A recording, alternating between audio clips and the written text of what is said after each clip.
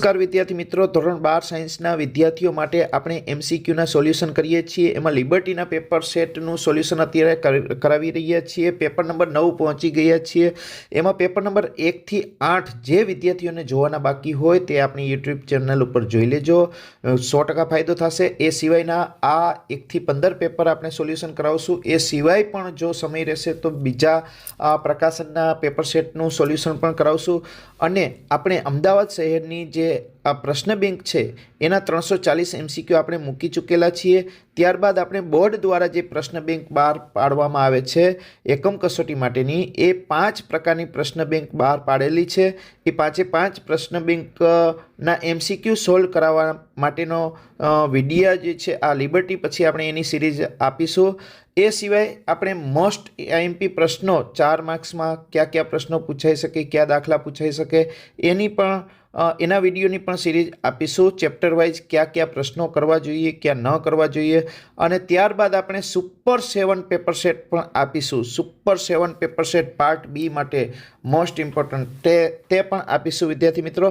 તો જે વિદ્યાર્થીઓ જોડાયેલા ન હોય અથવા તો આપણે યુટ્યુબ ચેનલ સબસ્ક્રાઈબ ન કરેલી હોય તે ચોક્કસ કરી લેજો, તમને 100% ફાયદો થશે। હવે સમય બગાડ્યા વગર શરૂઆત કરવા જઈ રહ્યા છીએ પ્રશ્ન નંબર 1 થી પેપર નંબર 9।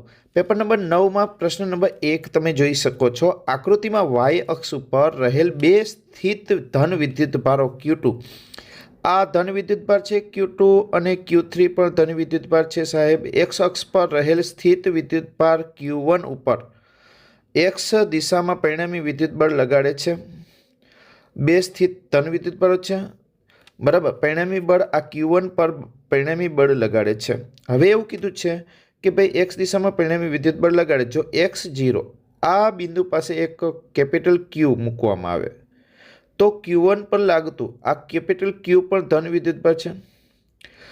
જો આ Q1 વિદ્યુતભાર જે છે એ ઋણ વિદ્યુતભાર હોય, જો બરાબર સમજો, જો Q1 જે છે એ ઋણ હોય તો આ ઋણ હોય તો આનું પરિણામી બળ જે છે આ પોતાના તરફ આકર્ષણ બળ લગાડે, આ પણ આકર્ષણ બળ લગાડે, આ પણ આકર્ષણ બળ લગાડે, તો પરિણામી બળ જે છે એ ધન એક્સ દિશામાં થાય, ધન એક્સ દિશામાં વધશે।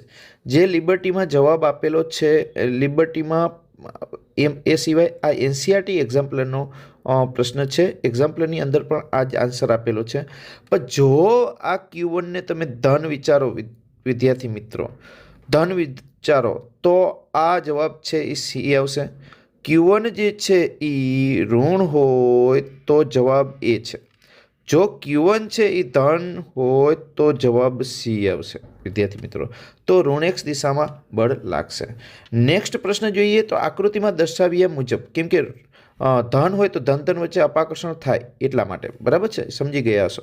નેક્સ્ટ પ્રશ્ન નંબર 2, આકૃતિમાં દર્શાવ્યા મુજબ એક બિંદુવત ધન વિદ્યુતભારને અલગ કરેલા સુવાહક કવચની નજીક લાવવામાં આવે છે। વિદ્યુત ક્ષેત્ર ધન વિદ્યુતભાર છે એમાંથી વિદ્યુત ક્ષેત્ર બહાર તરફ નીકળે, એ સ્વાભાવિક છે, આમાંથી બહાર નીકળે, આમાંથી બહાર નીકળે। સુવાહકની નજીક લાવીએ તો સુવાહકમાં વિદ્યુત ક્ષેત્ર હંમેશા સુવાહકની સપાટીને લંબ રૂપે જ દાખલ થાય અને લંબ રૂપે જ બહાર નીકળે, એ ખાસ વિદ્યાર્થી મિત્રો તમે સમજી શકો છો। તો આ બે આકૃતિ તો કેન્સલ થઈ જાય છે, કેમ કે એમાં લંબ રૂપે દાખલ થાય એવું દેખાતું નથી, આ સપાટી પાસે લંબ થતા નથી આ વિદ્યુત ક્ષેત્ર રેખાઓ। અહીંયા લંબ થવાની શક્યતા છે, અહીંયા લંબ થવાની શક્યતા છે, પણ વિદ્યુત ક્ષેત્ર રેખાઓ લંબ થઈ અને આમાં દાખલ થાય તો અહીંયા પાછી બહાર નીકળતી હોય, અહીંથી દાખલ થાય, અહીંયા આમ બહાર નીકળતી હોય, આમ અહીંથી દાખલ થાય, આમ બહાર નીકળે, આમ, કેમ કે એકબીજાને છેદતી નથી એટલે અહીંથી આમ નથી નીકળતી, અહીંથી આમ વળાંક વળીને આમ નીકળે છે, આમ બહાર, અહીંથી આમ વળાંક વળીને આમ બહાર નીકળે છે। આમાં અહીંયા અંદર તરફ જાય છે, અંદર તરફ નહીં, આમાં અંદર તરફ જાય છે, આમાં અંદર તરફ, આ એક બાજુથી અંદર તરફ જશે, બીજી બાજુથી બહાર, અને હંમેશા લંબ હોય, બરાબર છે। એટલે ઓપ્શન એ જે છે એ બંધ બેસતો આવે છે। નેક્સ્ટ પ્રશ્ન જોઈએ, 3 સપાટીમાંથી પસાર થતું ફ્લક્સ શોધવાનું છે। ફ્લક્સ જે છે, ફ્લક્સનું સૂત્ર છે ફાઈ બરાબર Q/ε0। ગોસનો નિયમ છે, ગોસના નિયમ મુજબ ફ્લક્સ જે છે એ આકાર, પૃષ્ઠના આકાર કે પરિમાણ પર આધાર રાખતું નથી। તો આની અંદર કેટલો વિદ્યુતભાર છે Q, પ્લસ ક્યુ છે તો એનું ફ્લક્સ ક્યુ અપોન એપ્સિલન 0, આનું ક્યુ અપોન એપ્સિલન 0, આનું ક્યુ અપોન એપ્સિલન 0, આનું પણ ક્યુ અપોન એપ્સિલન 0. દરેક આકૃતિનું ફ્લક્સ સમાન થાય છે, એટલે કે ઓપ્શન ડી બધી આકૃતિઓમાં સમાન છે. નેક્સ્ટ, શૂન્ય અવકાશની પરમિટિવિટી એપ્સિલન 0નું પારિમાણિક સૂત્ર સિમ્પલ થાય. F is equal to 1/4 epsilon 0 સાહેબ Q square upon R square. તો એપ્સિલન 0ને કરતા કરી નાખીએ તો કુલમ સ્ક્વેર પર ન્યૂટન મીટર સ્ક્વેર થઈ જાય. કુલમ સ્ક્વેર પર ન્યૂટન મીટર સ્ક્વેર થઈ ગયું તો પારિમાણિક સૂત્ર તો આવડે જ સાહેબ. હવે A2T2 વિદ્યુતભારનો A1T1 અહીંયા વર્ગ છે એટલે A2T2 છેદમાં બળનું આવડે છે અને એ મીટર સ્ક્વેરનું આવડે છે. તો તમને પારિમાણિક સૂત્ર મળી જશે M-1 વાળું, બરાબર, અને L-3 વાળું.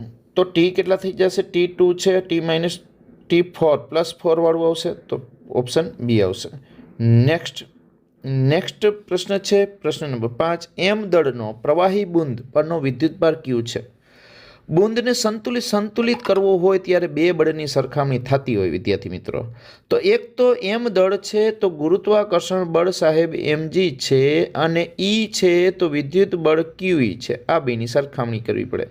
સંતુલિત થતી હોય, જ્યારે સંતુલિત થાય ત્યારે બે બળની સરખામણી થતી હોય. કયા બળો છે? તો કે અહીંયા એક ગુરુત્વાકર્ષણ બળ mg બરાબર QE છે. તો અહીંયા તમે ઈને કરતા કરો એટલે તમારું કામ થઈ ગયું કે mgના છેદમાં Q. આને તમને દાખલા, આ તો સૂત્ર છે ભાઈ, દાખલો પણ પૂછી શકે આ પ્રકારનો, આવડવો જોઈએ. તો અહીંયા ઓપ્શન તમને કયો મળશે ભાઈ? mg upon Q, option A મળે છે. નેક્સ્ટ પ્રશ્ન જોઈએ, સિમ્પલ છે ભાઈ. Q1 અને Q2 વિદ્યુતભાર આપેલા છે, એકબીજાથી અંતર આપી દીધું છે, R2 વચ્ચે લાગતું બળ શોધવાનું છે. એકદમ સિમ્પલ. F બરાબર K Q1 Q2 upon R² છે સાહેબ. Kની કિંમત 9 × 10⁹ આપણે વાપરીએ છીએ. 2 × 10⁻7 એક વિદ્યુતભાર આપ્યો છે, બીજો આપ્યો છે 3 × 10⁻7. નીચે અંતર સેન્ટીમીટર મીટરમાં ફેરવી નાખીએ તો અહીંયા 60 × 10⁻2 અને એનો આખાનો વર્ગ કરવો પડશે, કેમ કે K Q1 Q2 upon R². આનો સ્ક્વેર છે, આનો સ્ક્વેર છે. આનું સાદુરૂપ આપવાનું છે મિત્રો 3 દુ 6, બરાબર. 3 દુ 6 થઈ જાય છે, 9 × 6 54 થઈ જાય છે, 54 × 36 થઈ જાય છે, 60નો વર્ગ એટલે 60 × 36 થઈ જાય છે, બરાબર. એટલે 1.5 આવશે. 54 ભાગ્યા 36 એટલે શું થઈ જશે? 54 ભાગ્યા 36 1.5. ઘાત કેટલી વધે છે? અહીંયા 10⁻2 વધતી હતી, અહીંયા 10⁻4 છે, એટલે 10⁻2 વધે છે. 7 ને 14, 7 ને 7, 7 માઇનસ છે, આ 7 માઇનસ છે, 14 9માંથી 14 જાય 10⁻5. 10⁻5માં 10⁻2 કેન્સલ થઈ ગઈ, 10⁻3 વધે છે. તો 1.5 સાદુરૂપમાં સમય બહુ બગાડીશ નહીં, તમને આવડતું જશે, બરાબર છે. નેક્સ્ટ 7મો પ્રશ્ન છે, આકૃતિમાં અવકાશમાં વિતરિત કેટલાક સમસ્થિતિમાન પૃષ્ઠ આપ્યા છે. આપણે A અને B બિંદુ વચ્ચે ગતિ કરાવી છે કોઈ વિદ્યુત ભારને. તો આપણે શું શોધવાનું છે? ઓપ્શન શું છે? કાર્ય. A પાસેનું સ્થિતિમાન કેટલું છે સાહેબ? 20 છે. B પાસેનું સ્થિતિમાન કેટલું છે? 40 છે. તો કાર્ય શોધવું છે. કાર્ય માટે સૂત્ર શું સાહેબ? તો કે W બરાબર Q delta V. Delta V કેટલો છે? વિદ્યુતભાર તો કોમન છે, તો વિદ્યુતભાર કોમન છે તો ડેલ્ટા V કેટલો થાય છે? 40 - 20 એટલે 20 થાય છે. અહીંયા A બિંદુ પાસે અહીંયા કેટલા છે? 20. અહીંયા B બિંદુ પાસે કેટલા છે? 40. તફાવત 20નો થયો. અહીં 20 છે, અહીં 40 છે, તફાવત 20નો થયો. તફાવત 20નો, તો દરેક માટે કાર્ય કેવું થશે? કાર્ય સમાન. કાર્ય કેવું થશે? સમાન. તો બધા જ માટે કાર્ય સમાન. 1 2 3 કરેલું કાર્ય સમાન. સી ઓપ્શન મળી જાય છે. નેક્સ્ટ પ્રશ્ન નંબર 8. સમાન વિદ્યુત ક્ષેત્રમાં એક ધન વિદ્યુત ભારિત કણને વિદ્યુત ક્ષેત્રમાં સિમ્પલ પ્રશ્ન. સમાન વિદ્યુત ક્ષેત્રમાં એક ધન વિદ્યુત ભારિત કણને, આ ધન વિદ્યુત ભારિત કણ છે ને સ્થિર સ્થિતિમાંથી મુક્ત કર્યો. તો ધન વિદ્યુત ભાર ઉપર બળ કઈ દિશામાં લાગે સાહેબ? તો કે વિદ્યુત ક્ષેત્રની દિશામાં લાગે સાહેબ. વિદ્યુત ક્ષેત્રની દિશામાં બળ લાગે વિદ્યુત ક્ષેત્રની દિશામાં. તો વેગ વધે. વેગ વધે તો K = 1/2 mv². ગતિ ઉર્જા વધે. ગતિ ઉર્જા જ્યારે ગતિ ઉર્જા વધે છે ત્યારે સ્થિતિ ઉર્જા ઘટે છે. ગતિ ઉર્જા વધે છે ત્યારે ત્યારે સ્થિતિ ઉર્જા ઘટે છે, તો સ્થિતિ ઉર્જા પૂછેલી છે વિદ્યાર્થી મિત્રો, ઘટશે. કારણ કે વિદ્યુતભાર વિદ્યુત ક્ષેત્રની દિશામાં ગતિ કરે છે. ધન વિદ્યુતભાર કીધો છે, અહીંયા ઋણ વિદ્યુતભાર કીધો હોત તો વેગ ઘટે, ગતિ ઉર્જા ઘટે, સ્થિતિ ઉર્જા વધે અને વિદ્યુત ક્ષેત્રની વિરુદ્ધ દિશામાં ગતિ કરે, એવો ઓપ્શન આવે. બરાબર છે. નેક્સ્ટ 9મો પ્રશ્ન. અહીંયા ક્યુ આપેલું છે, દળ એમ આપેલું છે, દળવાળો એક નાનો ગોળો એક વિદ્યુત ક્ષેત્રમાં વી 600 વોલ્ટના સ્થિતિમાન ધરાવતા બિંદુ એ થી 0 સ્થિતિમાન ધરાવતા બિંદુ બી સુધી ગતિ કરાવવામાં આવે છે. તો ગતિ ઉર્જામાં થતો ફેરફાર ડેલ્ટા કે શોધવો છે સાહેબ. ગતિ ઉર્જામાં કાર્ય ઉર્જા પ્રમેય W બરાબર ડેલ્ટા કે. તો W ને ક્યુ ડેલ્ટા વી કહેવાય સાહેબ, કહેવાય? હા કહેવાય. તો ક્યુ આપી દીધા છે 10⁻8, વી આપી દીધા છે 0, 600 વોલ્ટના સ્થિતિમાનથી એ બિંદુથી વધુ વોલ્ટેજથી ઓછા વોલ્ટેજ તરફ જાય છે, કાર્ય ધન થઈ છે, ગતિ ઉર્જા ધન થશે. ધન વિદ્યુતભારને લઈ જાય છે, ગતિ ઉર્જા વધશે, ધન હશે. એટલે અહીંયા 600 - 0, તો 6 × 10⁻6 જૂલ અને પ્લસ આવશે, માઇનસ ઓપ્શન નહીં આવે. ગતિ ઉર્જા વધે છે, વધુ સ્થિતિમાનથી ઓછા સ્થિતિમાન તરફ ધન વિદ્યુતભારનો વેગ વધે એટલે ગતિ ઉર્જા વધે છે, ગતિ ઉર્જામાં વધારો થાય છે, ધન આવશે. નેક્સ્ટ, આર ત્રિજ્યા ધરાવતી ગોળીય કવચ કીધી છે, ક્યુ જેટલો વિદ્યુતભાર ધરાવે છે. તો વિદ્યુત સ્થિતિમાન કવચની અંદર વિદ્યુત સ્થિતિમાન બરાબર યાદ રાખજો, વિદ્યુત ક્ષેત્ર 0 હોય, V not equal to 0, but અચળ વી અચળ હોય, અંદર બધે અચળ હોય. કેટલું હોય? સપાટી ઉપર હોય એટલું જ હોય, સપાટી ઉપર હોય એટલું જ હોય. અચળ અંદરના ભાગમાં અચળ, આ ભાગ અંદર બતાવે છે ગોળાની અંદર, આ બહારનો છે.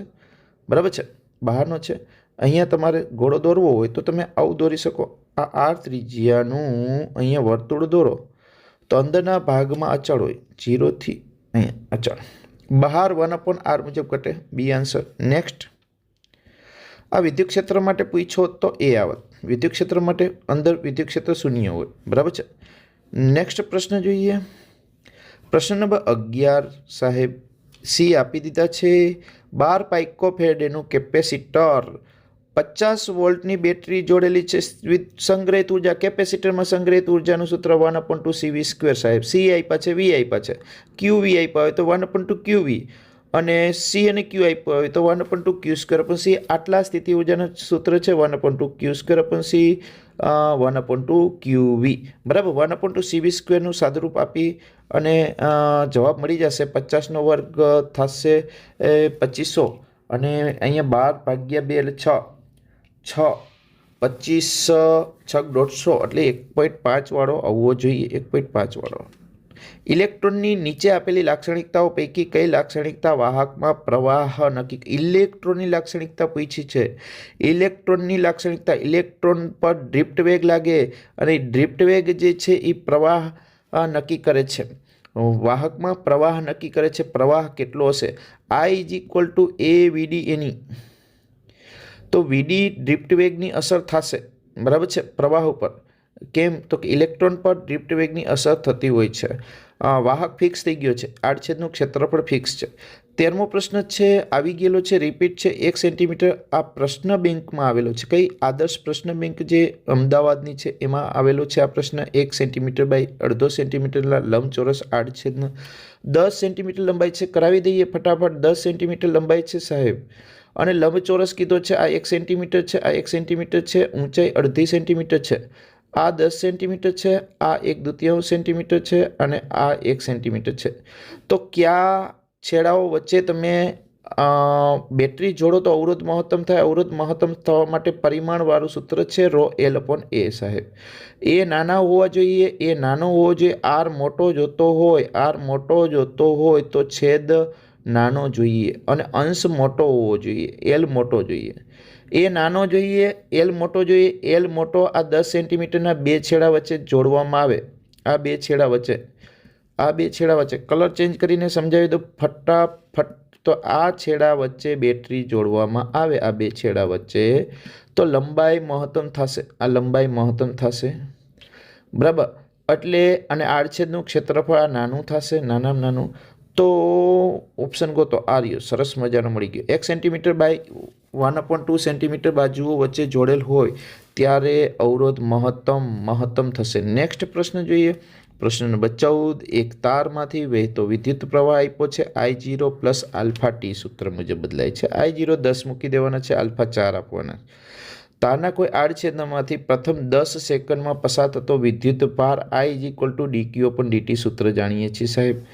જ્યારે પ્રવાહ આપ્યો હોય અને વિદ્યુત ભાર શોધવો હોય તો વિદ્યુત ભારને કરતા કરીએ તો I/dt થાય. તો સિમ્પલ ખબર પડી જાય. dq કુલ વિદ્યુત ભાર જોતો હોય તો સંકલન કરવું પડશે. સંકલન કરીએ તો dqનું સંકલન q થઈ જાય છે સાહેબ. અહીંયા સંકલનની નિશાની મૂકી દઈએ. આઈની જગ્યાએ સૂત્ર મૂકી દઉં છું. I0 પ્લસ આલ્ફા ટી છે સાહેબ કૌંસમાં, અને કૌંસની બહાર dt છે. dt છે એટલે સમયની સાપેક્ષે સંકલન કરીએ છીએ. I0 પાસે t નથી તો એક t આવી જાય છે. I0 t અહીંયા થઈ જાય છે આલ્ફા t²/2. ક્યાંથી ક્યાં લિમિટ મૂકવાની છે સાહેબ? તો કે આપી દીધી છે 0 થી 10 સેકન્ડ. 0 થી 10 સેકન્ડ આપી દીધી છે. અહીંયા 10 મૂકીએ તો I0ની કિંમત આપેલી છે 10 અને સમયની કિંમત 10 મૂકીએ પ્લસ આલ્ફાની કિંમત આપી છે 4 મૂકીએ અને સમયની 10નો વર્ગ 100 થઈ જશે ભાગ્યા 2 થઈ જશે. તો 2 દુ 4 એટલે 200 ને 100 અહીંયા એટલે 300 કુલમ વિદ્યુત ભાર મળી જાય છે. સરસ મજાનો જવાબ છે 300 કુલમ. રેડી. નેક્સ્ટ પ્રશ્ન જોઈએ.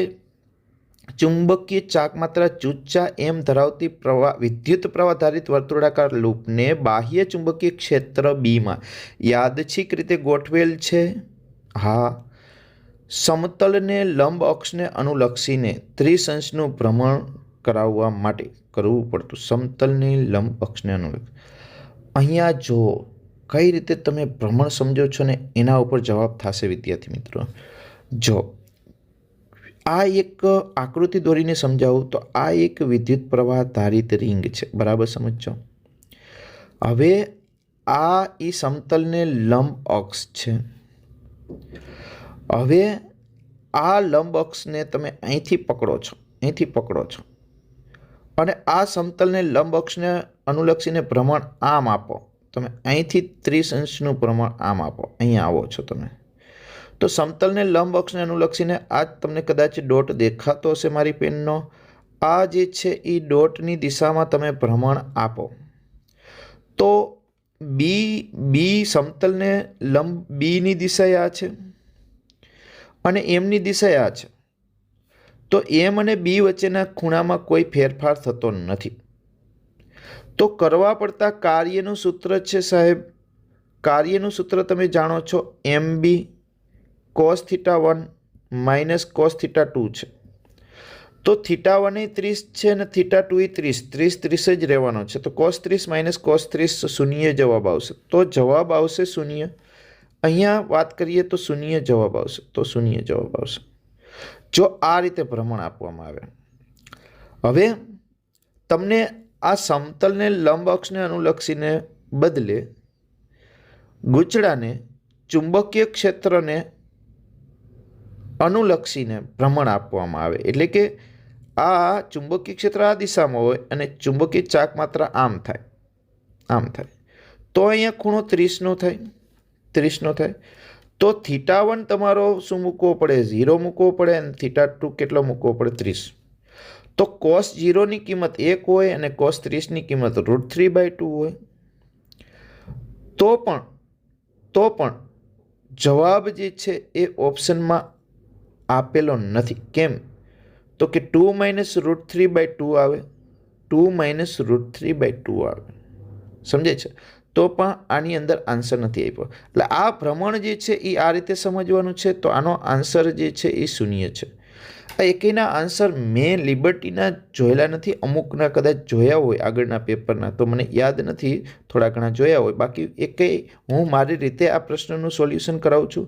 મને આમાં ક્યાં આન્સર આપેલા છે એ મને ખબર નથી. બરાબર છે વિદ્યાર્થી મિત્રો?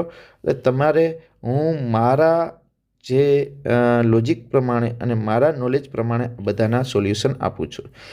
નેક્સ્ટ પ્રશ્ન નંબર 16. અહીંયા 200 ગ્રામ એમ દળ છે. ખાસ કરીને વિદ્યાર્થી મિત્રો કેલ્ક્યુલેશનવાળા જે કરાવીએ છીએ આવા જે ઝડપથી હું કેલ્ક્યુલેશનવાળા કરાવું છું એના આન્સર કેલ્ક્યુલેશન કરીને વેરીફાઈ કરી લેવાના છે, બાકી સાચા જ છે. આપણી ગણતરીઓ જે છે અહીંયા હું જે કંઈ કરાવું છું એ ગણતરીઓ સાચી જ છે. તમારે ગણતરીઓ જે છે એક વખત વેરીફાઈ કરવાની, બાકી જે છે એ સાચું જ છે. બરાબર છે. જે કન્સેપ્ટ સમજાવું છું એ સાચો છે. એમ 200 ગ્રામ દળનો અને એલ લંબાઈ આપી છે, સીધો પ્રવાહ આઈ આપ્યો છે, પ્રવાહ પસાર થાય છે. સમક્ષિતિજ અને સમાન ચુંબકીય ક્ષેત્ર બીમાં હવામાં લટકતી રાખેલ છે. સંતુલિત સ્થિતિ રાખવાની છે. મેં હમણાં એમ કીધું તમને, જ્યાં જ્યાં સંતુલિત સ્થિતિ આવે ત્યાં બે બળ સરખાવવાના છે. તો અહીંયા પણ બે બળ mg બરાબર bill bill bill bill sine theta કહીએ છીએ, સાઇન 90 થઈ જશે, ILB પણ કહેવાય. તો અહીંયા આપણે શોધવાનું શું છે, ચુંબકીય ક્ષેત્ર કેટલું રાખવું જોઈએ. બીને કરતા કરી નાખો તો mgના છેદમાં IL થઈ જશે. mgના છેદમાં IL થઈ જશે વિદ્યાર્થી મિત્રો. તો અહીંયા એકદમ સરળ થઈ જશે. એમ તમારી પાસે છે, એમ છે 0.2 કેમ મૂક્યા, ગ્રામને કિલોગ્રામમાં ફેરવા સાહેબ. G10 છે, આ છે. I કેટલા છે? 2 છે. L કેટલા છે? 1.5 છે. 1.5 ને 3/2 કહેવાય. ઉપર જવા દઈએ. આ 2 ગયા, કેમ કે 0.2 ગુણ્યા 10 એટલે 2 કહેવાય ને, 2 ગયા તો 3/2 એટલે 2/3 મળ્યા. 2/3 2/3 એટલે 7 તેરી 21, 0.65 થશે. 0.65. નેક્સ્ટ પ્રશ્ન જોઈએ, પ્રશ્ન નંબર 17. એક ઇલેક્ટ્રોન ચુંબકીય ક્ષેત્ર બી ને લંબરૂપે r ત્રિજ્યાના વર્તુળાકાર પથ પર ગતિ કરે છે. આ ઇલેક્ટ્રોન અડધા પરિભ્રમણ દરમિયાન પ્રાપ્ત કરેલી ગતિ ઉર્જા કોના કારણે? ચુંબકીય ક્ષેત્રના કારણે. મગજમાં ફિટ કરી દો વિદ્યાર્થી મિત્રો. ચુંબકીય ક્ષેત્ર છે ને, એ ચુંબકીય ક્ષેત્રના કારણે ક્યારેય વેગનું મૂલ્ય બદલાય નહીં. વેગની ફક્ત દિશા જ બદલાય. મગજમાં ફિટ કરી દેજો. બદલાય. વેગનું મૂલ્ય ક્યારેય બદલાવી શકતું નથી. ચુંબકીય ક્ષેત્રની કે એના પપ્પાની તાકાત નથી કે વેગનું મૂલ્ય બદલાવી શકે. તો ચુંબકીય ક્ષેત્રના કારણે લાગતું બળ ફક્ત વેગની દિશા જ બદલાવી શકે. એ પણ ત્યારે જ કે એ વેગ જે છે એનો કંઈક લંબ ઘટક હોય, ચુંબકીય ક્ષેત્રને કંઈક લંબ ઘટક હોય. ચુંબકીય ક્ષેત્રને સમાંતર વેગ હોય તો ચુંબકીય બળ ક્યારેય લાગતું નથી. બરાબર છે. વેગનું મૂલ્ય નથી બદલાતું તો ગતિ ઉર્જા એ અદિશ રાશિ છે. ગતિ ઉર્જા ક્યારેય બદલાય નહીં. ગતિ ઉર્જા પ્રાપ્ત નથી થતી, એટલે પ્રાપ્ત કરેલી ગતિ ઉર્જા શૂન્ય. ગતિ ઉર્જા વધે ઘટે પૂછ્યું તો અચળ શબ્દ આવે. અહીંયા પ્રાપ્ત કરેલી પૂછી છે એટલે શૂન્ય જવાબ આવે છે વિદ્યાર્થી મિત્રો. કોઈ પણ ગતિ ઉર્જા પ્રાપ્ત કરી શકે નહીં. હા, વેગમાન બદલાય પણ વેગમાનની દિશા બદલાય છે, વેગમાનનું મૂલ્ય નહીં. કોના કારણે? ચુંબકીય ક્ષેત્રના કારણે. વેગની દિશા બદલાય છે, વેગનું મૂલ્ય નહીં. ક્લિયર? નેક્સ્ટ પ્રશ્ન જોઈએ. 18. 10 સેન્ટીમીટર ત્રિજ્યા ધરાવતું અને ખૂબ પાસે રહેલા n આટા ધરાવતું એક ગૂંચળું ધ્યાનમાં લેવાનું છે, જેમાંથી 1 એમ્પિયરનો વિદ્યુત પ્રવાહ પસાર કરવાનો છે અને ગૂંચળાના કેન્દ્ર પાસેનું ચુંબકીય ક્ષેત્ર. મોસ્ટ ઇમ્પોર્ટન્ટ સૂત્ર આપણે જે કહીએ છીએ μ0 ni છેદમાં 2r વાળું. પાઈ નહીં, પાઈ હોય તો અનંત લંબાઈનો તાર હોય. ગૂંચળું છે તો ખાલી 2r આવે વિદ્યાર્થી મિત્રો. સિમ્પલ છે. પાઈમાં જવાબ નથી જોતો, પાઈ મૂકવાના છે તો 4π ગુણ્યા 10⁻7 રાખવાના છે. અને n આટા આપ્યા છે, 100 I આપ્યા છે. કેટલા આપ્યા છે? 1 એમ્પિયર વિદ્યુત પ્રવાહ છેદમાં 2 અને r 10 સેન્ટીમીટર ત્રિજ્યા છે, જેને 0.1 કહી શકાય. 0.1 કાઢી નાખીએ, 2 દુ 4 કરી નાખીએ સાહેબ. 0.1 કાઢી નાખીએ, ઉપર 10 ગુણાકાર કરી નાખીએ તો 1000માંથી 10⁻7 જાય તો 10⁻4 વધશે. 2π ગુણ્યા 10⁻4, પાઈની કિંમત 3.14 કહી દે. 3.14 ગુણ્યા 2 એટલે 6.28 ગુણ્યા 10⁻4. 6.28 ગુણ્યા 10⁻4 છે, ઓપ્શન છે. 6.28 ગુણ્યા 10⁻4 સાદુરૂપ આપેલું છે. નેક્સ્ટ પ્રશ્ન જોઈએ. એમ ચુંબકીય ચાકમાત્રા, ચુંબકીય મોમેન્ટ ધરાવતું ચુંબક બી ઢોળાવના ચુંબકીય ક્ષેત્રમાં રાખેલ છે. તેને 0 થી 60 પહેલાં ફેરવવાનું છે, પછી 30 થી 90 ફેરવવાનું છે. 0 થી 60 ફેરવીએ ત્યારે કાર્ય W1 મળે છે. મસ્ત પ્રશ્ન છે. 2 સમીકરણ બનાવી નાખો. 2 વખત સાહેબ, 2 વખત. એક W1 શોધવા માટે MB cos 0 માઇનસ cos 60 ક્યાં ફેરવું? 0 થી 60. તો MB cos 0ની કિંમત 1, cos 60ની કિંમત 1/2 સાહેબ. તો એકમાંથી અડધો જાય તો અડધો વધે, MB/2. હાલો W1 મળી ગયા સાહેબ, W1. તો W2 શોધવા પડશે. હા, કલર બદલાવી નાખીએ, ચેન્જ કરીએ. W2 બરાબર શું થશે? MB ક્યાંથી ફેરવવાના છે? 30થી. 30 cos 30 cos 30 minus cos 90. cos 90ની કિંમત 0, cos 90ની કિંમત 0, cos 30ની કિંમત √3/2, તો √3/2 MB મળ્યા. MB/2ની જગ્યાએ W1 મૂકી દો તો W2 બરાબર થાય √3 એમને રાખ્યા. આ MB/2 છે ને સાહેબ, એની જગ્યાએ W1 મૂકી દીધા તો W2 બરાબર √3W1. નેક્સ્ટ પ્રશ્ન જોઈએ. એ આડછેદનું ક્ષેત્રફળ એ લંબાઈ ચોક્કસ આંટાની સંખ્યા n ધરાવતા સોલિનોઇડનું આત્મપ્રેરકત્વ. વિદ્યાર્થી મિત્રો, મોસ્ટ ઇમ્પોર્ટન્ટ સૂત્ર μ0 n² A/L, જેને આપણે C બરાબર ε0 A સાથે સરખાવીએ છીએ. ε0 A/D અને આરનું ρ/L/A. આ ત્રણેય પરિમાણ પર આધારિત સૂત્ર છે. આ ત્રણ સૂત્રોમાંથી એકાદો સૂત્રનો ઉપયોગ કરવો પડશે તમારે 2024માં, બરાબર છે. બોર્ડની પરીક્ષામાં કરવો જ પડે. આ ત્રણ સૂત્રોમાંથી એક તો વાપરવું જ પડે ફરજિયાત વિદ્યાર્થી મિત્રો. તો C ε0 A/D છે, R બરાબર ρ/L/A છે. આ પરિમાણવાળા સૂત્ર કહેવાય છે. એમ આત્મપ્રેરકત્વનું સૂત્ર છે μ0 n² A/L. μ0 ε0 μ0 A/D L. અહીં n² ના સમપ્રમાણમાં છે. તો હવે આપણે કહેવાનું શું છે? L શું જોઈ છે? વધે. L વધે એમ જોઈ છે, તો L વધે જોઈ છે. આ વધે એવું કરવું હોય તો આ ઘટે, અને A વધે, L ઘટે. ગોતો, L ઘટે, A વધે. Option B. નેક્સ્ટ પ્રશ્ન નંબર 21. 10⁻² મીટર² ક્ષેત્રફળવાળી એક ચોરસ કોઇલને નિયમિત ચુંબકીય આ એ આપ્યા છે. હા, નિયમિત ચુંબકીય ક્ષેત્રમાં લંબરૂપે મૂકેલી છે. કોઇલને લંબરૂપે મૂકેલી છે, એટલે બી અને એ વચ્ચેનો ખૂણો 0 કહી દીધો સાહેબ. જો ચુંબકીય ક્ષેત્ર આપી દીધું હોય, બી આપી દીધું હોય, તો ફ્લક્સ φ બરાબર બી એ 10⁻³ એ કેટલા છે? 10⁻². ઓ 10. Very simple. 10 weber. 10 weber. Next પ્રશ્ન જોઈએ 22મો. એ અને બી. અહીંયા એ અને બી બંને વર્તુળાકાર વાહક લૂપ છે કે જેમના સમતલ એકબીજાને સમાંતર છે. તેમની વચ્ચે ચુંબક ગતિ કરે છે. હા, કરે છે. તો ચુંબક આ દિશામાં ગતિ કરે તો એનની સામે એન બને. યાદ કરો, લેન્ઝનો નિયમ છે. એન વચ્ચે અપાકર્ષણ થાય. એવી જ રીતે દૂર જતો હોય, એસ દૂર જતો હોય તો વિરુદ્ધ પ્રકારનો બને. એસની સામે એન બને. જો એસ નજીક આવતો હોય તો એસની સામે એસ જ બને. એન દૂર જતો હોય તો એનની સામે પાછો એસ બને. કેમ કે લેન્ઝના નિયમ મુજબ કોઈ પણ પદાર્થને ચુંબકીય ક્ષેત્ર વધે નથી ગમતું, ઘટે નથી ગમતું, તો EMFની દિશા એવી જ હોય કે જે તેના ફેરફારનો વિરોધ કરતું હોય. તો અહીંયા બંને એન છે, બંને એન છે, તો બંને વચ્ચે એકબીજા વચ્ચે શું થશે? અપાકર્ષણ. બંને લૂપ એકબીજાને અપાકર્ષણ બળ લગાડશે. નેક્સ્ટ પ્રશ્ન જોઈએ 23. 0.5 મીટર લંબાઈના L ધાતુના 10 આરાઓ ધરાવતું એક વ્હીલ એક સ્થળ પર પૃથ્વીના ચુંબકીય ક્ષેત્રનો સમક્ષિતિજ ઘટક આપ્યો છે. 120 રિવોલ્યુશન પર મિનિટથી ફરે છે. આ સ્થાન પર HE આપી દીધો છે. સમક્ષિતિજ ઘટક ગોસમાં આપ્યો છે. ટેસ્લામાં ફેરવવો પડશે અને પ્રેરિત EMF શોધ. મેં તમને કીધું હતું આરા, રિંગ એટલે આરા એટલે એક સળિયો ભ્રમણ કરે છે ઓમેગાથી. સળિયો ભ્રમણ કરે ત્યારે EMFનું સૂત્ર 1/2 BωL² સૂત્ર વાપરવાનું છે. BωL². રેડી.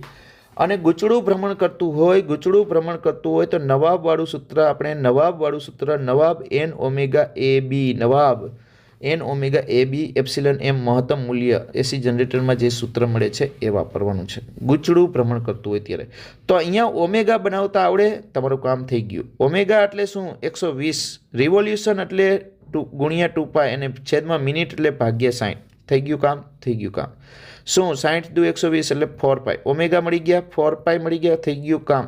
તો અહીંયા 1/2 બી આપેલા છે. હા, 0.4. ગોસને ટેસ્લામાં ફેરવા એટલે 10⁻⁴. ઓમેગા મળ્યા 4π મળ્યા હતા. અને એલ તો 0.5 છે. 0.5નો વર્ગ કરી નાખવાનો છે. જગ્યા બહુ નાની પડે છે, થોડુંક ફરીથી અહીંયા આટલામાં થોડુંક આપણે વ્યવસ્થિત કરીએ અને અહીંયા 1/2 છે, આ બી છે એ 0.4 છે, ગોસને ટેસ્લામાં ફેરવા 10⁻⁴ રેડી. ઓમેગા છે એ 4π આપી દીધા છે અને એલ છે 0.5 છે, એનો સ્ક્વેર કર્યો છે. રેડી. આ બધાનું સાદુરૂપ આપવાનું છે. હા, 4π પાઈની કિંમત મૂકવાની છે 3.14, 4 2 દુ 4 0.5 છે એટલે એને 1/2 કહીએ તો 4 1 એની સાથે કેન્સલ થઈ જશે અને 2 દુ 4 એટલે 2 વધશે. બરાબર. 3.14 ગુણ્યા 2 એટલે 6.28. ચાલો, આટલું કામ થયું. 6.28 ગુણ્યા 10⁻5 મને મળ્યા. 6.28 ગુણ્યા 10⁻5. હા, આ સાદુરૂપમાં મને 6.28 ગુણ્યા 10⁻5 મળે છે. બરાબર છે. તો એવો ઓપ્શન પણ છે આપણી પાસે, તો એ ઓપ્શન આવી જશે. મેં શું કર્યું છે, 0.5ના વર્ગને 1/2 બે વખત કહી દીધા છે. બરાબર છે. અને 4 ગુણ્યા 10⁻5 કરી દીધા છે અને એ રીતે મેં સાદુરૂપ આપેલું છે. નેક્સ્ટ 24 F 50 હર્ટ્ઝ છે. RMS મૂલ્ય 5 એમ્પિયર આપ્યું છે. RMS, જેને કેપિટલ આઈ કહીએ છીએ, RMS. તો પ્રવાહનું મૂલ્ય 0 થયા બાદ સ્મોલ ટી આપ્યો છે. પ્રવાહનું મૂલ્ય કેટલું હશે? આટલા સમયે પ્રવાહનું મૂલ્ય કેટલું હશે? સ્મોલ આઈ શોધવાનું છે. સ્મોલ આઈ સિમ્પલ. અહીંથી મારીએ લીટી. અહીંથી આપણો દાખલો કરીએ. I બરાબર IM સાઇન ઓમેગા ટી સૂત્ર છે. IM ને શું કહેવાય? IRMS એટલે IM/√2 કે નહીં? હા. તો IM ઇઝ ઇક્વલ ટુ શું થાય? √2 ગુણ્યા IRMS. RMS ને આપણે કેપિટલ આઈ વડે દર્શાવી શકીએ છીએ. કેપિટલ આઈ. સાઇન ઓમેગાને શું કહેવાય? 2πf અને ટી. થઈ ગયું. હવે આપણે કિંમત મૂકતા જઈએ. √2 IRMSની કિંમત છે 5 છે. સાઇન 2π, એફની કિંમત છે 50 અને ટીની કિંમત છે 1/300 સાહેબ. 300. તો 50 દુ 100 ઉડી ગયા. તો અહીંયા શું વધશે? π/3 વધે ખાલી. 50 દુ 100 ઉડી ગયા. π/3 સાઇન π/3. અહીંયા √2 ભલે રહ્યા, 5 ભલે રહ્યા. સાઇન π/3 એટલે સાઇન 60ની કિંમત √3/2. એક √2 ઉડાડી દો આ બે વચ્ચે. એક √2 ઉડાડી દો. √2 ઉડાડી દઈએ તો શું વધશે? 5√3/√2. 5√3/√2 છે ઓપ્શન એ. બી. નેક્સ્ટ પ્રશ્ન જોઈએ 25મો. એક બલ્બને કેપેસિટર સાથે શ્રેણીમાં, ઉદાહરણ એવું લાગે છે, શ્રેણીમાં જોડવામાં આવે છે. એક બલ્બ છે ને, હા, એક બલ્બ છે. આ એક બલ્બ છે, એને કેપેસિટર સાથે શ્રેણીમાં જોડેલું છે. આ કેપેસિટર છે. બરાબર છે. જોડવામાં આવે છે. જો જોડાણને વારાફરતી એસી અને ડીસી સ્ત્રોત સાથે જોડવામાં આવે તો દરેક કિસ્સામાં કેપેસિટન્સનું મૂલ્ય. પહેલી વસ્તુ તો મગજમાં ગાંઠ પાડી દો કે કેપેસિટર ક્યારેય ડીસીમાં કાર્ય કરે નહીં, કેમ કે કેપેસિટરની બે પ્લેટ વચ્ચે તો ડાયઇલેક્ટ્રિક મટીરિયલ હોય, અવાહક હોય, તો ડીસી પ્રવાહ આમાંથી કેવી રીતે પસાર થાય? કેપેસિટરની બે પ્લેટ વચ્ચે ડાયઇલેક્ટ્રિક મટીરિયલ હોય તો ડીસીમાં કેપેસિટર ક્યારેય કામ ન કરે. બરાબર, વર્ક કરતું નથી. ડીસી માટે કેપેસિટરનો અવરોધ ઇન્ફિનિટિવ છે. તો આપણે વાત કરીએ એસી માટે. ડીસી માટે તો સમજાઈ ગયું. એસી માટે અહીંયા એસી સિગ્નલ લાગુ પાડેલ છે. તો હવે પ્રશ્ન એવો છે, કેપેસિટન્સનું મૂલ્ય ઘટાડવામાં આવે. એટલે સી ઘટે. બરાબર, મુદ્દા યાદ રાખજો, સી ઘટે. તો XC કેપેસિટિવ રિએક્ટન્સ જે છે એને 1/ωc કહેવાય. તો સી ઘટે તો XC જે છે એ વધે. XC વધે સાહેબ, તો પ્રવાહનું સૂત્ર છે ઓહમના નિયમ મુજબ V/R. R જેવું કામ કોણ કરે છે? XC capacitive reactance. હવે XC વધે તો પ્રવાહ ઘટે. હવે પ્રવાહ ઘટે તો બલ્બની પ્રકાશિતતા ઘટે.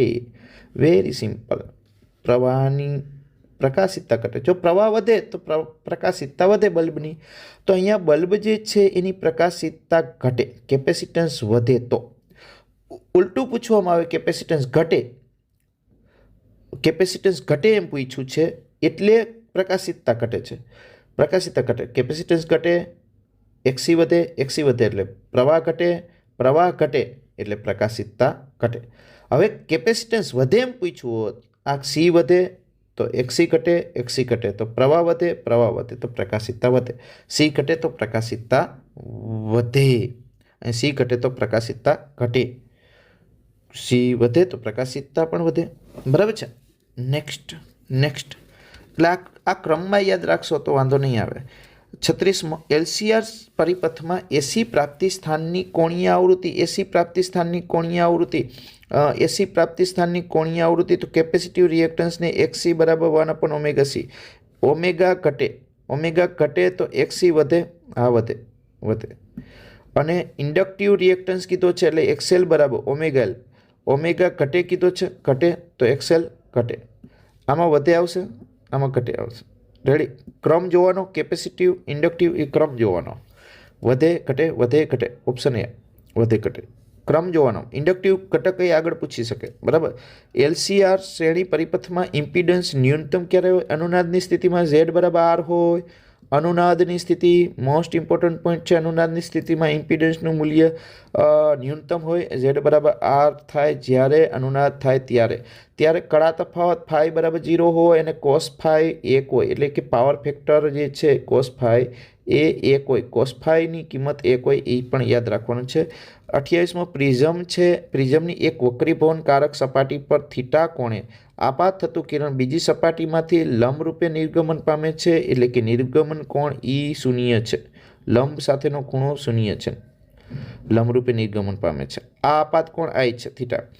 જો પ્રિઝમના દ્રવ્યનો વક્રીભવનાંક n આપ્યો હોય અથવા મ્યુ આપ્યો હોય તો પ્રિઝમ કોણ A આપ્યો હોય તો આપાત કોણ I શોધવાનો છે, થીટા.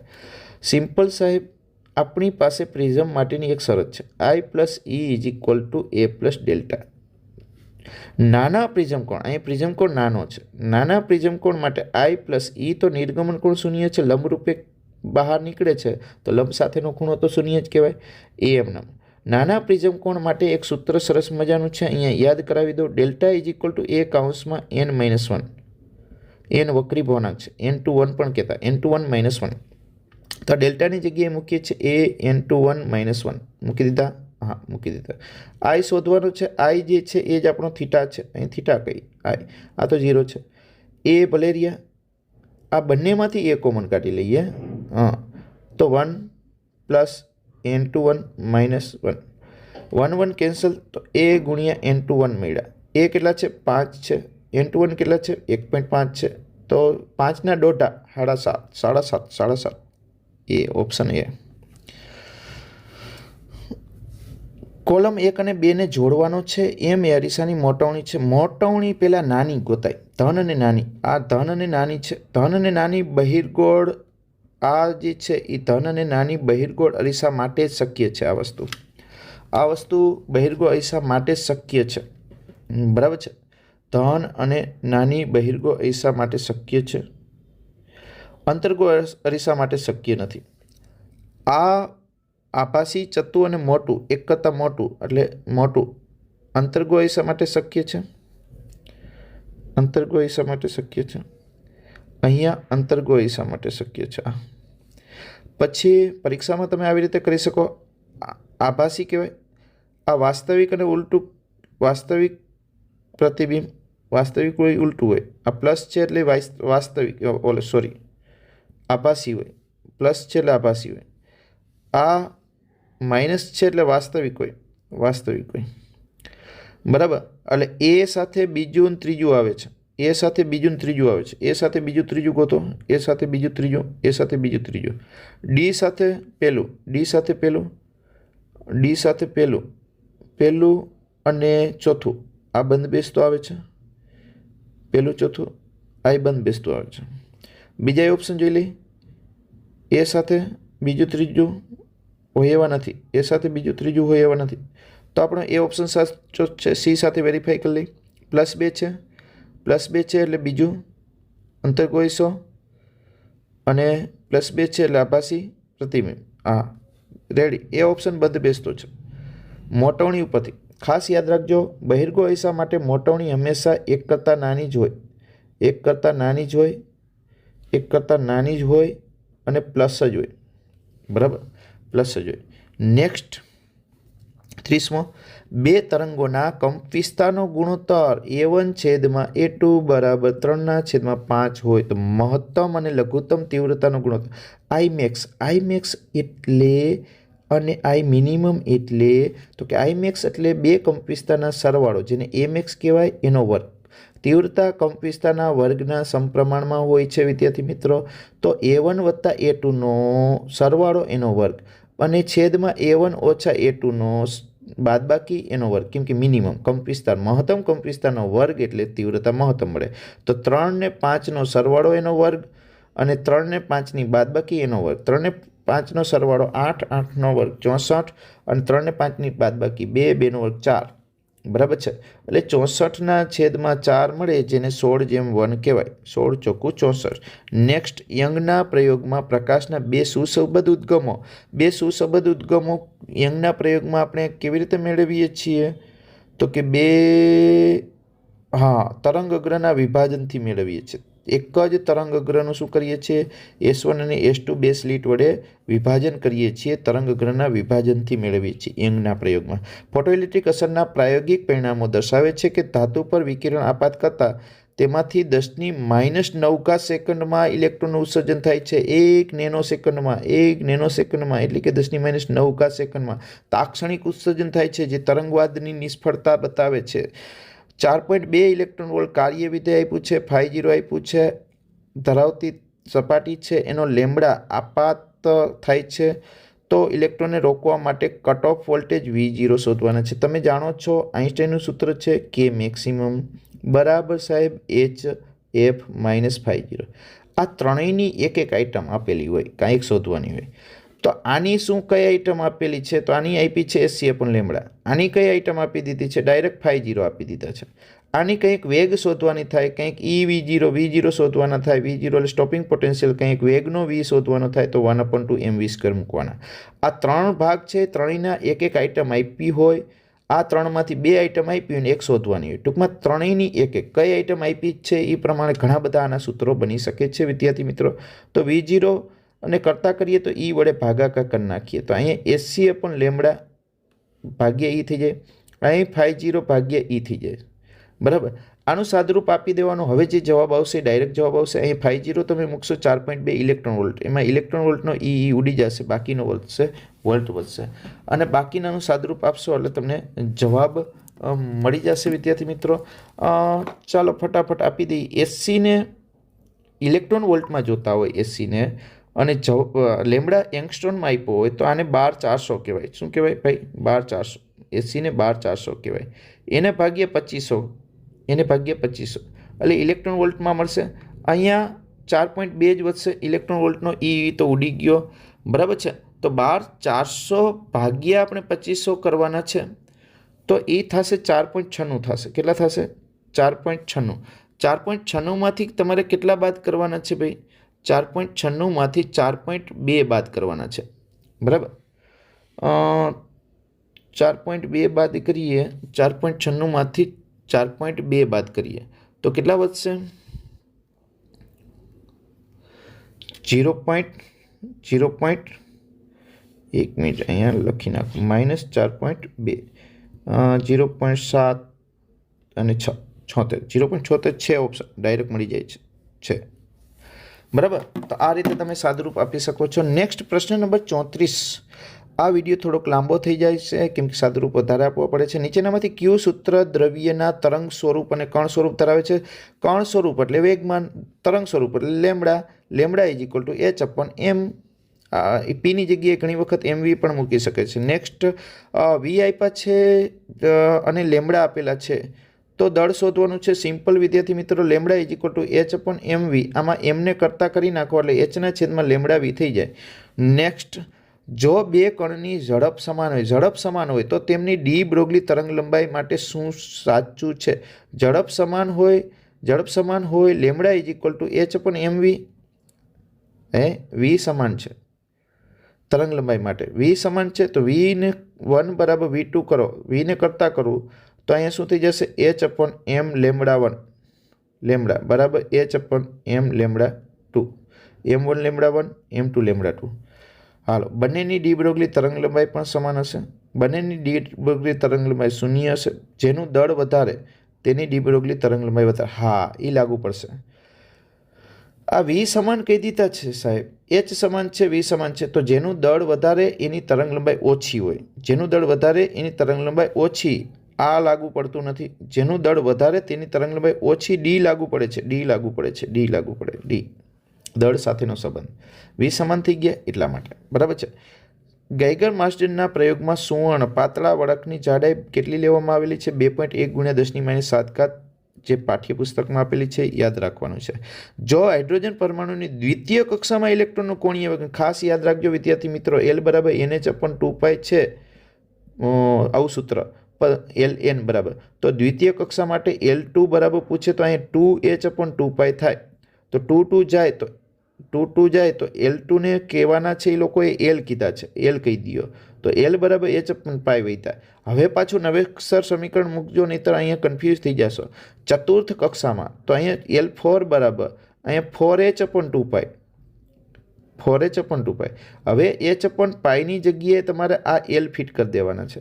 તો 4/2 એટલે 2L થઈ ગયા. તો L4 બરાબર 2L. તો શું જવાબ આવશે? 2L જવાબ આવશે, 2L. બરાબર છે. એટલે 2 વખત ભલે સમીકરણ મૂકવું પડે, 2 વખત સમીકરણ મૂક્યું. એક આપણે n બરાબર 2 માટે દ્વિતીય કક્ષા માટે અને એક n બરાબર 4 માટે. 2 વખત સમીકરણ મૂક્યું. એ બંનેની કમ્પેરિઝન કરો તો ચાલશે, ગુણોત્તર કરો તો ચાલશે. ઘણી બધી મેથડ છે. ગુણોત્તર લેશો એટલે કમ્પેરિઝન જ થયું. હાઇડ્રોજન પરમાણુમાં ઇલેક્ટ્રોનની સ્થિતિ ઉર્જા આપી છે. સ્થિતિ ઉર્જા હોય એના કરતાં અડધી અને પ્લસ ગતિ ઉર્જા હોય. અડધી એટલે આને ભાગ્યા 2 કરી નાખો, 4 ભાગ્યા અહીંયા છેદમાં 4 છે, ભાગ્યા 2 કરશો એટલે છેદમાં 8 થઈ જશે. અને પ્લસ હોય છેદમાં 8 અને પ્લસ, એવો ડી ઓપ્શન છે, ડી ઓપ્શન, ડી. છેદ ભાગ્યા 2 કરો, ઋણ રાખો તો કુલ ઉર્જા, આ કુલ ઉર્જા થશે. આ ગતિ ઉર્જા છે, આ સ્થિતિ ઉર્જા છે. બરાબર છે. નેક્સ્ટ પ્રશ્ન જોઈએ. હાઇડ્રોજન પરમાણુની ધરા અવસ્થામાં 13.6 ઇલેક્ટ્રોન વોલ્ટ આયનીકરણ ઉર્જાની જરૂર પડે તો પરમાણુ ઉત્તેજિત થઈ ઊંચા ઉર્જા સ્તરમાં પહોંચી 6 તરંગ લંબાઈઓનું ઉત્સર્જન કરે છે. કેટલી? 6 તરંગ લંબાઈઓનું ઉત્સર્જન કરે. બરાબર. તો ઉત્સર્જિત વિકિરણની મહત્તમ તરંગ લંબાઈ નીચેનામાંથી કયા ટ્રાન્ઝિશનથી થશે? એટલે કે ટ્રાન્ઝિશન એટલે સંક્રાંતિથી. મહત્તમ તરંગ લંબાઈ જોઈ છે ભાઈ, ΔE = AC/λ છે. લેમડા મહત્તમ જોતો હોય તો ΔE ને થવું પડે ન્યૂનતમ. તો લેમડા મહત્તમ મળે, છેદ મહત્તમ મળે. તો ΔE એટલે તફાવત, ઉર્જાનો તફાવત, ન્યૂનતમ. ઉર્જાનો તફાવત ન્યૂનતમ કેમાં થાય જોઈએ આપણે. આમાં 13.6 હોય, ત્રીજી કક્ષામાં, બીજીમાં 3.4 અને ત્રીજીમાં 1.51. આ બેનો તફાવત વધારે હશે. આપણે ન્યૂનતમ જોઈએ છે. આમાં 13.6 હોય વનમાં, બીજીમાં 3.4 હોય. બરાબર. આમાં ત્રીજીમાં 1.51 હોય, ચોથીમાં 0.85 હોય, બીજીમાં 3. અરે થઈ ગયું. હા, બીજીમાં 3.4 હોય, ત્રીજીમાં 1.51. સૌથી ઓછો તફાવત આમાં થાય, સૌથી ઓછો તફાવત એટલે સી ઓપ્શન છે. આ બંનેની બાદબાકી કરતા જાઓ તો સૌથી ઓછો તફાવત સીમાં થશે, 1.51 અને 0.85નો તફાવત. એટલે સી ઓપ્શન જે છે એમાં ઉર્જા તફાવત ઓછો છે. ઉર્જા તફાવત ઓછો છે તો તરંગ લંબાઈ મહત્તમ મળવાની છે. બરાબર છે. નેક્સ્ટ પ્રશ્ન જોઈએ. 41 અહીંયા 27 આપ્યા, 64 આપ્યા. ત્રિજ્યા શોધવાની સિમ્પલ. 27નું ઘનમૂળ કરી નાખો 3 અને 64નું ઘનમૂળ કરી નાખો 4 થઈ જશે. 3/4 ત્રિજ્યાનો ગુણોત્તર પૂછ્યો છે, એટલે ક્ષેત્રફળનો પૂછ્યો તો 9/16 આવે. બરાબર, કેમ કે ત્રિજ્યાનો વળી પાછો વર્ગ થઈ જાય. રેડી. નેક્સ્ટ પ્રશ્ન જોઈએ. 42 એક ન્યુક્લિયસનું દ્રવ્યમાન આપેલું છે. MP પ્રોટોનનું દળ આપ્યું છે, ન્યુટ્રોનનું દળ આપ્યું છે. તો દળ ક્ષતિ ગુણ્યા c² કરવાના છે. ZMP પ્લસ A - Z આવે, એ ન્યુટ્રોનની સંખ્યાને A - ZMP plus A - ZMN minus ન્યુક્લિયસનું દળ ગુણ્યા c², એટલે આ બંધન ઉર્જાનું સૂત્ર મળે છે. દળ ક્ષતિ ટૂંકમાં ઈ બી બરાબર ડેલ્ટા MC સ્ક્વેર બનાવવાનું છે, બરાબર છે. ડેલ્ટા એમ દળ ક્ષતિ કહીએ છીએ, બરાબર. પ્રોટોનના દળનો સ્વતંત્ર સરવાળો, ન્યુટ્રોનના દળનો સરવાળો અને એમાંથી ન્યુક્લિયસના દળ બાદ, જેને દળ ક્ષતિ કહીએ છીએ. નેક્સ્ટ પ્રશ્ન જોઈએ, પ્રશ્ન નંબર 43. ન્યુક્લિયસમાંથી એક ન્યુક્લિયોનને મુક્ત કરવા માટે જરૂરી સરેરાશ ઉર્જાને ન્યુક્લિયન દીઠ બંધન ઉર્જા કહીએ છીએ. ન્યુક્લિયન દીઠ બંધન ઉર્જા EBNનું સૂત્ર છે, EB/A. એ એટલે ન્યુક્લિયનની સંખ્યા કહેવાય, પરમાણુ દળાંક કહેવાય, પરમાણુ ભાર પણ કહેવાય. 44મો, પરમાણુ બોમ્બના વિસ્ફોટમાં ઉદ્ભવતી ઉર્જા મુખ્યત્વે કઈ હોય છે? ઉદ્ભવતી ઉર્જા મુખ્યત્વે કઈ હોય છે? તો કે ન્યુક્લિયર વિખંડન ઉર્જા. પરમાણુ બોમ્બ કીધો છે, હાઇડ્રોજન બોમ્બ નહીં, પરમાણુ બોમ્બ. ન્યુક્લિયર પ્રક્રિયામાં શાનું સંરક્ષણ થાય છે? બધાનું સંરક્ષણ થાય ને. ન્યુક્લિયર પ્રક્રિયામાં ઉર્જા સંરક્ષણ અને વેગમાન સંરક્ષણ બંને થાય છે, બરાબર છે. ઉર્જા સંરક્ષણ, વેગમાન સંરક્ષણ બંને. Forward bias, reverse bias PN જંકશનમાં અવરોધો. ફોરવર્ડ બાયસમાં અવરોધ 10 ઓહમથી 100 ઓહમ સુધીના હોય છે, 100 ઓહમ. અને રિવર્સ બાયસમાં 10⁶ થી 10⁷ સુધીનો હોય છે, રિવર્સ બાયસમાં. અને આમાં 10 ઓહમથી 100 ઓહમ સુધીનો હોય છે. અને આદર્શ ડાયોડ કીધા હોય તો ફોરવર્ડ બાયસમાં 0 હોય છે અને રિવર્સ બાયસમાં અનંત હોય છે. આદર્શ ડાયોડ જ્યારે કહીએ ત્યારે, આદર્શ ડાયોડ કહે ત્યારે. PN જંકશન ફોરવર્ડ બાયસ સ્થિતિમાં, ફોરવર્ડ બાયસ સ્થિતિમાં P સાથે બેટરીનો ધન P સાથે જોડેલો હોય છે. ડેપ્લેશન વિસ્તાર પાતળો બને છે. હા, બંધ બેસતો છે. બેટરીનો ધન છેડો P વિભાગ સાથે જોડેલો, ડેપ્લેશન વિસ્તાર જાડો હોય છે, નહીં. ફોરવર્ડ બાયસમાં પાતળો હોય છે. બેટરીનો ધન N સાથે જોડેલો, ખોટું. રિવર્સ બાયસ કહેવાય ધન N સાથે, એ ખોટું. આ જાડો, ખોટું, પાતળો, એટલે એ ઓપ્શન આવી જાય છે, પાતળો સાચું છે. નેક્સ્ટ પ્રશ્ન જોઈએ. ફોરવર્ડ બાયસ, ફોરવર્ડ બાયસ ગોતવાનો છે તો P સાથે વધારે વોલ્ટેજ ગોતવાના છે. આ બેમાં આ મોટો છે એટલે આ મોટો N સાથે છે, એટલે આ રિવર્સ બાયસ છે. આ બેમાં 3 P સાથે છે, 5 N સાથે, મોટો આની સાથે, આ પણ રિવર્સ બાયસ છે. આ -2 P સાથે, આ પણ રિવર્સ બાયસ છે, reverse bias, reverse bias. 0 P સાથે -2, -2 કરતાં 0 મોટા છે, આ મોટા છે, આ મોટું સ્થિતિમાં, આ નાનું છે. આ ફોરવર્ડ બાયસ છે, ફોરવર્ડ બાયસ. એટલે D ઓપ્શન આપણો ફોરવર્ડ બાયસનો ગણાય. નેક્સ્ટ, એક ડાયોડમાં reverse bias voltage, reverse bias voltage 2 volt છે. ડેપ્લેશન વિસ્તારની પહોળાઈ આપી દીધી છે. વિદ્યુત ક્ષેત્ર શોધવાનું છે. વેદ, V = ED, વેદ. તો E=V/D કરવાના છે, સિમ્પલ. V આપી દીધા છે 2/2000, પણ 2000 ગુણ્યા 10⁻⁹ કરું તો 1000 ગુણ્યા 10⁻⁹ એટલે 10⁻⁶ વધશે. 2 કેન્સલ, 10+6 ઉપર જતા રહેશે, 10+6. નેક્સ્ટ, બ્રેકડાઉન વોલ્ટેજ એટલે રિવર્સ બાયસમાં મળે. હા, રિવર્સ બાયસમાં મળે, એટલે પહેલા બેમાંથી. અને રિવર્સ બાયસમાં જે વોલ્ટેજ પ્રવાહ ઝડપથી વધારો થાય તેને બ્રેકડાઉન વોલ્ટેજ કહીએ છીએ. બ્રેક ફેલ થઈ જાય અને પ્રવાહમાં ખૂબ જ ઝડપથી વધારો થાય, જેને આપણે બ્રેકડાઉન વોલ્ટેજ કહીએ છીએ. તો અહીંયા આપણે 50 MCQ પૂરા થાય છે. 3-4 મિનિટનો થોડોક વધારે સમય લાગ્યો છે આ વિડીયોમાં આજે, કારણ કે અમુક ગણતરી વધારે હતી. એ સિવાય ટ્વિસ્ટ કરીને કઈ રીતે પૂછી શકાય, એ પ્રશ્નો ફેરવીને કઈ રીતે પૂછવામાં આવે, એનું પણ સાથે સાથે આપણે સોલ્યુશન આપેલું છે. એટલે 2-4 મિનિટ વધી ગઈ છે વિદ્યાર્થી મિત્રો. નેક્સ્ટ વિડીયોમાં ફરી પાછા મળીશું. ખાસ કરીને વિદ્યાર્થી મિત્રો, જો તમને ઉપયોગી થતું હોય તો તમારા મિત્રોને પણ શેર કરજો. હજુ આપણે ઘણી બધી માહિતીઓ તમને આપશું. નીટ લેવલના MCQ પણ આપણે કરાવવાના છીએ નેક્સ્ટ પરીક્ષા પછી, અને ત્યારબાદ બોર્ડની પરીક્ષાને લગતા પ્રશ્નોની માહિતી પણ આપીશું. થેન્ક યુ વિદ્યાર્થી મિત્રો.